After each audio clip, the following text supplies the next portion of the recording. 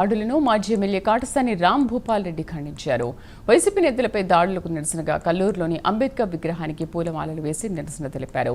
TTD chairman రాజీనామా చేయాలంటూ YCP నేతలు ఆందోళన చేస్తుంటే దాడులు చేయడం దారుణమన్నారు. ఒక మహిళతో అడ్డంగా దొరికిపోయిన బీఆర్ నాయుడిని తొలగించకుండా సీఎం చంద్రబాబు చోద్యం చూస్తున్నారని ఆరోపించారు. వెంటనే బీఆర్ నాయుడుతో రాజీనామా చేయించాలని డిమాండ్ చేశారు.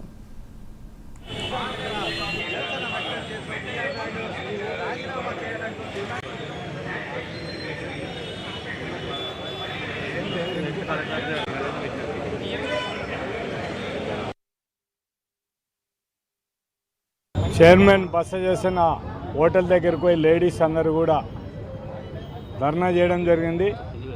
మీరు ఇటువంటి వీడియోలతో దొరికినాక కూడా మీరు చైర్మన్గా పదవికి అనర్హులు, మీరు వెంటనే రాజీనామా చేయాలని చెప్పి వాళ్ళు పోయి ధర్నా చేసి అటువంటి వాళ్ళ మీద దాడి చేయడం, ఎస్సీ ఎస్టీ కేసు పెట్టడం చాలా అన్యాయమైన పరిస్థితి. తెలుగుదేశం నాయకులు అందరూ కూడా తెలుసుకోవాల్సింది, మీకు కేవలం ప్రజలకు చెప్పడానికి శ్రీరంగ నీతిలో లేకుంటే మీరు కూడా అవలంబించడానికే ఉండాయా అనేది కూడా వాళ్ళు చెప్పాల్సిన అవసరం ఉంది.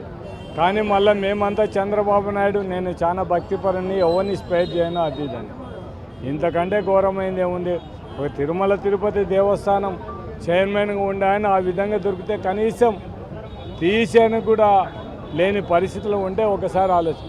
అదే మా జగన్మోహన్ రెడ్డి సినీ యాక్టర్, అతను మనం ఎస్సీబీసీ ఛానల్కు చైర్మన్గా ఉన్నప్పుడు ఒక లేడీస్ అశబ్దంగా ప్రవర్తించినాడనే ఉద్దేశంతోనే చైర్మన్ బస చేసిన హోటల్ దగ్గరికి పోయి లేడీస్ అందరూ కూడా